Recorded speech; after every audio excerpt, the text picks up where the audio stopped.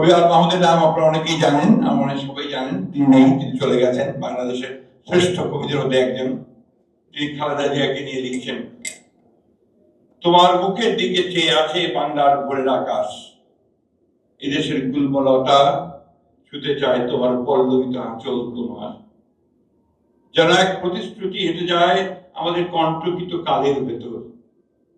লাঞ্ছিতের আহ্বানে যেন মাটি জন্ম দিল এক শস্যগন্ধি মাটিরই কন্যাকে। লাঞ্ছিতের আহ্বানে যেন মাটি জন্ম দিল শস্যগন্ধি মাটিরই কন্যাকে। প্রত্যাশার কণ্ঠস্বর কি জানি, কি মন্ত্র বলে কেবল ছড়িয়ে দিচ্ছ মাঠে ঘাটে আদিগন্ত শস্যের কিনারে।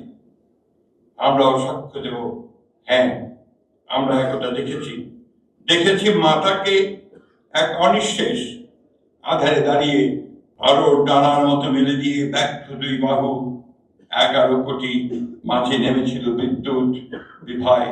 এক্সট্রিম মশার কয়েল প্ল্যান্ট ফাইবার দিয়ে তৈরি, তাই সহজে ভাঙে না, সুগন্ধিযুক্ত ও নিরবিচ্ছিন্নভাবে জ্বলে। ডেঙ্গু, চিকুনগুনিয়া বাহি সহ যে কোনো মশার বিরুদ্ধে দেয় এক্সট্রিম সুরক্ষা। কখনো ভুলো না যেন তোমার ঘুমটায় আছে মানুষের আশার বারুদ।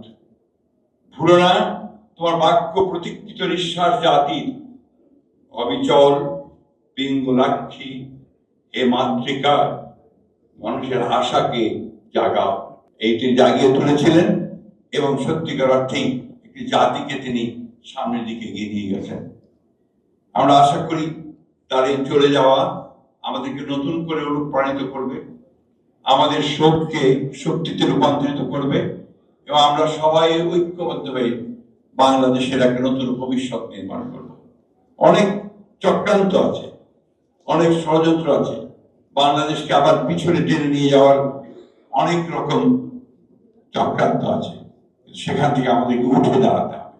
আপনারা যারা আছেন, নেতৃত্ব দিচ্ছেন অর্থনৈতিক ক্ষেত্রে, সবাই মিলে আসুন আমরা আমাদের এই প্রিয় বাংলাদেশ, 1971 সালে যার জন্য আমরা যুদ্ধ করেছিলাম, 1990 সালে যার জন্য লড়াই করেছি গণতন্ত্রের জন্য, 2024-এ যাদের জন্য আমার ছেলেরা রক্ত দিয়েছে, আসুন আমরা সেই বাংলাদেশকে আবার সবাই মিলে গড়ে তুলি।